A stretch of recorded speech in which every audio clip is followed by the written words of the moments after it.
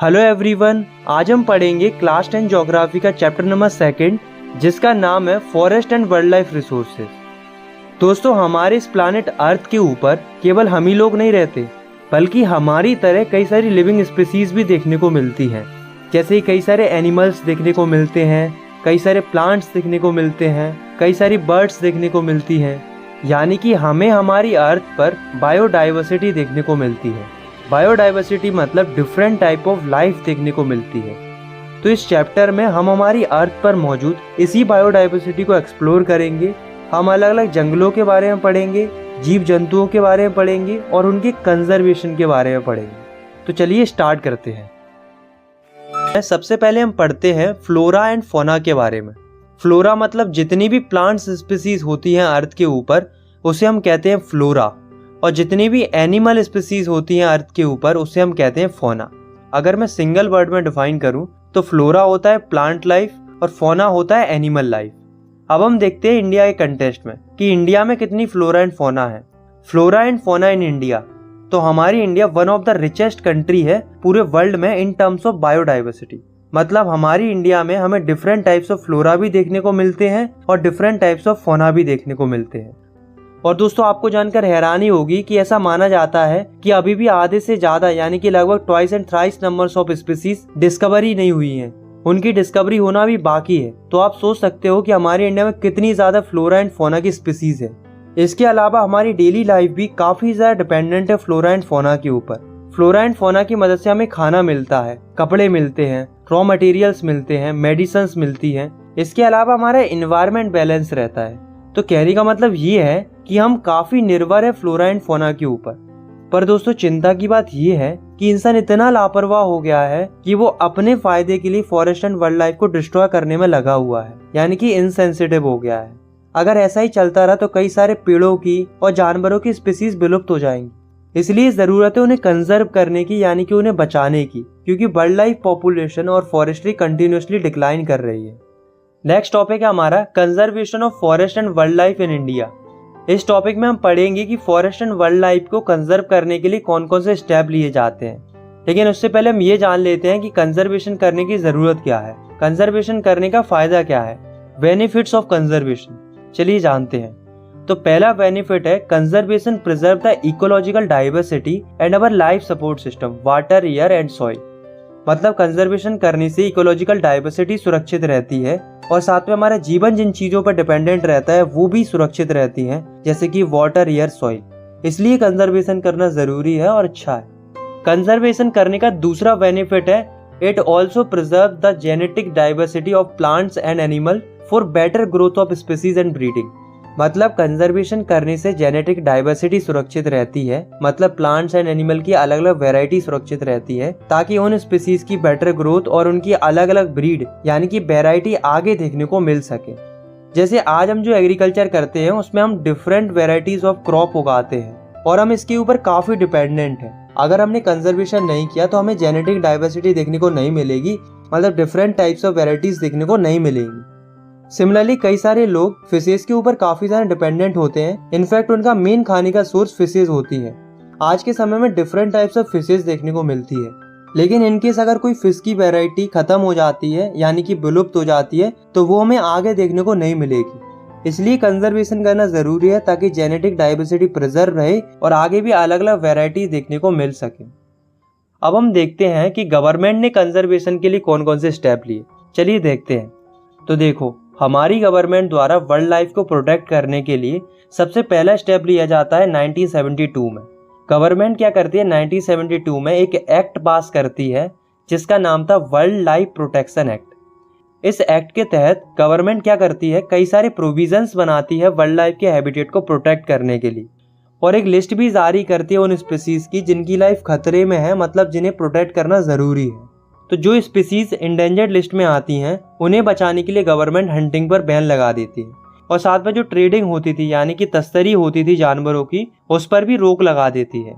केवल इतना ही नहीं, आगे जाकर 1980 में और 1986 में कई सारी और स्पीसीज को भी प्रोटेक्टेड स्पीसीज की लिस्ट में जोड़ा जाता है, जिसमें कई सैकड़ों बटरफ्लाइज, मोथ्स, बीटल्स शामिल थी और एक ड्रैगन फ्लाई भी शामिल था। दोस्तों ये केवल जानवरों तक सीमित नहीं था, बल्कि आगे जाकर 1991 में पहली बार प्लांट स्पीसीज को भी लिस्ट में ऐड किया गया। शुरुआत में अब 6 प्लांट स्पीसीज को ऐड किया गया। Establishments of protective institutions. अब दोस्तों ऐसा नहीं है कि हमारी गवर्नमेंट केवल एक्ट बना रही थी, बल्कि कई सारी इंस्टीट्यूशंस भी सेटअप कर रही थी फ्लोरा एंड फौना को प्रोटेक्ट करने के लिए। जैसे कि कई सारी वाइल्ड लाइफ सेंचुरीज बनाई जाती हैं, बायोस्फीयर रिजर्व बनाए जाते हैं, नेशनल पार्क बनाए जाते हैं। आज के समय में इंडिया में 567 वाइल्ड लाइफ सेंचुरीज हैं, 18 बायोस्फीयर रिजर्व हैं और 106 नेशनल पार्क हैं। इतना ही नहीं दोस्तों, गवर्नमेंट के द्वारा पर्टिकुलर एक जानवर को बचाने के लिए भी कई सारे प्रोजेक्ट चलाए गए। जैसे कि पर्टिकुलर टाइगर को बचाने के लिए प्रोजेक्ट टाइगर चलाया गया। इसी तरीके से एशियाटिक लायन को बचाने के लिए, घड़ियाल को बचाने के लिए, ब्लैक बक को बचाने के लिए, राइनासोर्स के लिए, स्नो लेपर्ड्स के लिए, इन सब के लिए अलग अलग प्रोजेक्ट चलाए गए इन्हें बचाने के लिए। पर डोंट वरी, हमें इन सब के बारे में नहीं पढ़ना, हमें केवल प्रोजेक्ट टाइगर के बारे में पढ़ना है। तो चलिए जानते हैं कि क्या है ये प्रोजेक्ट टाइगर। तो जैसा कि हम जानते हैं कि टाइगर जो है वो one of the most important wild life species में से एक है और ये काफ़ी इंपॉर्टेंट रोल प्ले करता है फनल वेब के अंदर। लेकिन दोस्तों ऐसा देखा गया है पिछले 100 सालों में टाइगर की पॉपुलेशन बहुत तेजी से डिक्लाइन हुई है। एस्टिमेट ये बताते हैं कि 1870 में टाइगर की पॉपुलेशन लगभग 55,000 थी, लेकिन 1970 तक आते आते टाइगर की पॉपुलेशन गिरकर 1827 बचती है। अब दोस्तों ऐसा हुआ क्यों, इसके पीछे रीजन क्या था? तो पहला रीजन था कि टाइगर की पोचिंग होती थी ट्रेड के लिए, मतलब गैर कानूनी तरीके से व्यापार होता था, क्योंकि टाइगर की बोन और स्किन काफी एक्सपेंसिव होती थी, जिसके चलते कई सारे टाइगर्स को मार दिया जाता था। दूसरा रीजन था श्रिंकिंग हैबिटेट, मतलब जो जंगल वगैरह थे वो धीरे धीरे श्रिंक होते गए, यानी कि खत्म होते गए, जिस वजह से टाइगर की पॉपुलेशन भी डिक्रीज हो गई। तीसरा रीजन था depletion of prey based species, मतलब जिन स्पीसीज को टाइगर खाते थे उनकी पॉपुलेशन भी डिक्रीज हो गई, जिस वजह से टाइगर को खाना नहीं मिल पा रहा था, इस वजह से भी टाइगर की पॉपुलेशन डिक्रीज हुई। चौथा रीजन था ग्रोइंग ह्यूमन पॉपुलेशन, मतलब धीरे धीरे लोगों की पॉपुलेशन बढ़ने लगी थी, जिस वजह से टाइगर का रहना मुश्किल हो गया था। तो ये कुछ रीजन है जिनकी वजह से टाइगर की पॉपुलेशन कम हुई इंडिया के अंदर। इसलिए जो हमारी गवर्नमेंट थी उसने टाइगर को बचाने के लिए 1973 में एक कैंपेन लॉन्च किया जिसको बोला गया प्रोजेक्ट टाइगर। प्रोजेक्ट टाइगर की मदद से टाइगर की पॉपुलेशन जो डिक्रीज हो रही थी उसमें कुछ हद तक सुधार देखने को मिला है। इसके अलावा हमारी इंडिया में कई सारे टाइगर रिजर्व भी हैं जो कि टाइगर को प्रिजर्व करते हैं, जैसे कि Corbett national park Uttarakhand, Sundarban national park in west Bengal, Bandhavgarh national park in Madhya Pradesh, Sariska wild life sanctuary in Rajasthan, Manas tiger reserve in Assam, Periyar tiger reserve in Kerala. तो ये कुछ एग्जाम्पल है मेजर टाइगर रिजर्व के जो कि इंडिया में है। नेक्स्ट टॉपिक है हमारा types and distribution of forest and wild life resources. अब हम पढ़ते हैं कि फॉरेस्ट कितने टाइप के होते हैं, मतलब गवर्नमेंट ने फॉरेस्ट को कंजर्व करने के लिए कितने टाइप में बांटा है। तो फॉरेस्ट को 3 टाइप में बांटा गया है। पहले है रिजर्व फॉरेस्ट, दूसरे है प्रोटेक्टेड फॉरेस्ट और तीसरे अनक्लास्ड फॉरेस्ट। सबसे पहले हम पढ़ते हैं रिजर्व फॉरेस्ट के बारे में। तो रिजर्व फॉरेस्ट वो फॉरेस्ट होते हैं जिन्हें गवर्नमेंट ओन करती है। इन फॉरेस्ट के अंदर किसी भी प्रकार की ह्यूमन एक्टिविटी करना अलाउड नहीं होता है, मतलब कोई भी व्यक्ति अपने फायदे के लिए इन जंगलों को नुकसान नहीं पहुंचा सकता। ये जो रिजर्व फॉरेस्ट हैं वो बहुत ही कीमती फॉरेस्ट माने जाते हैं, इसलिए इन्हें चारों तरफ से कवर करके रखा जाता है। ये फॉरेस्ट हमें जम्मू कश्मीर, वेस्ट बंगाल, महाराष्ट्र, उत्तराखंड जैसे स्टेट्स में देखने को मिलते हैं। नेक्स्ट है प्रोटेक्टेड फॉरेस्ट। तो प्रोटेक्टेड फॉरेस्ट भी गवर्नमेंट के द्वारा ही ओन किए जाते हैं। ये जो फॉरेस्ट होते हैं वो काफी ज्यादा प्रोटेक्टेड रहते हैं, बट ये उतने प्रोटेक्टेड नहीं होते जितने रिजर्व फॉरेस्ट होते हैं। इनमें क्या होता है, जो लोकल लोग होते हैं, मतलब जंगलों के आसपास के जो लोग होते हैं, उनको गवर्नमेंट अलाउ कर देती है फ्यूल वुड कलेक्ट करने के लिए और जानवरों को चराने के लिए। लेकिन फिर भी गवर्नमेंट इन जंगलों के ऊपर कड़ी निगरानी रखती है कि कहीं कोई इंसान इन जंगलों को ज्यादा नुकसान तो नहीं पहुंचा रहा। ये जो फॉरेस्ट है वो काफी बड़ी स्केल में पाए जाते हैं। इनफैक्ट इंडिया के टोटल फॉरेस्ट में से 1/3 फॉरेस्ट प्रोटेक्टेड फॉरेस्ट है। ये फॉरेस्ट हमें राजस्थान, हरियाणा, बिहार, पंजाब जैसे स्टेट्स में देखने को मिलते हैं। लास्ट है अनक्लास्ड फॉरेस्ट। तो अनक्लास्ड फॉरेस्ट ऐसे फॉरेस्ट होते हैं जिन्हें प्राइवेट एजेंसीज भी मैनेज करती हैं as well as government agencies भी मैनेज करती हैं। इन फॉरेस्ट के अंदर सभी ह्यूमन एक्टिविटीज अलाउड रहती हैं, मतलब कोई भी व्यक्ति जंगल के रिसोर्सेज का यूज कर सकता है। इस तरह के फॉरेस्ट में वेस्टलैंड भी शामिल होते हैं। अनक्लास्ड फॉरेस्ट हमें नॉर्थ ईस्ट स्टेट्स में और गुजरात के कई हिस्सों में देखने को मिलते हैं। अब एक पॉइंट याद रखना कि रिजर्व फॉरेस्ट और प्रोटेक्टेड फॉरेस्ट, इन दोनों को हम कलेक्टिवली परमानेंट फॉरेस्ट कहते हैं। दोस्तों अगर हम मध्य प्रदेश की बात करें तो मध्य प्रदेश में जितना भी फॉरेस्ट है, मतलब टोटल फॉरेस्ट एरिया, उसमें से 75% एरिया परमानेंट फॉरेस्ट से कवर्ड है। तो आप सोच सकते हो कि मध्य प्रदेश में कितनी ज्यादा परमानेंट फॉरेस्ट है। इनफैक्ट सबसे ज्यादा परमानेंट फॉरेस्ट हमें मध्य प्रदेश में ही देखने को मिलते हैं। Community and conservation. दोस्तों अभी तक हमने देखा कि गवर्नमेंट कैसे प्रोटेक्ट कर रही थी फॉरेस्ट एंड वाइल्ड लाइफ को, लेकिन अब हम देखेंगे कि कम्युनिटीज ने कैसे प्रोटेक्ट किया फॉरेस्ट एंड वाइल्ड लाइफ को। दोस्तों ऐसा देखा गया है कि केवल गवर्नमेंट ने ही स्टेप नहीं लिए, बल्कि कई सारी कम्युनिटीज ने भी, मतलब आम लोगों ने भी अपने लाइवलीहुड और फॉरेस्ट को बचाने के लिए कई सारे कदम उठाए। जैसे कि मैं आपको कुछ एग्जांपल देता हूँ। जैसे कि सबसे पहले हम बात करते हैं सरिस्का टाइगर रिजर्व की। तो यहाँ पर क्या हुआ था, जो गवर्नमेंट थी उसने सरिस्का टाइगर रिजर्व में माइनिंग करने का प्लान किया। गवर्नमेंट ये बात जानती थी कि ऐसी जगह पर माइनिंग करना वाइल्ड लाइफ प्रोटेक्शन एक्ट के खिलाफ है, क्योंकि इससे जंगल को नुकसान तो होता ही होता, साथ में वहां पर रह रहे लोगों का लाइवलीहुड भी खतरे में आ जाता। लेकिन ये बात जानती हुए भी गवर्नमेंट ने माइनिंग करने का प्लान कंटिन्यू रखा। तो इसके विरोध में जो वहां की कम्युनिटी थी, मतलब आसपास के लोग थे, वो इसके अगेंस्ट में आवाज उठाते हैं, इनफैक्ट प्रोटेस्ट करते हैं और गवर्नमेंट को अपोज करते हैं उनके इस डिसीजन के लिए। इसका रिजल्ट ये आता है कि गवर्नमेंट को अपना डिसीजन चेंज करना पड़ता है, मतलब उस जगह पर माइनिंग करने के प्लान को कैंसिल करना पड़ता है। दूसरी हम बात करते हैं अलवर डिस्ट्रिक्ट ऑफ राजस्थान की।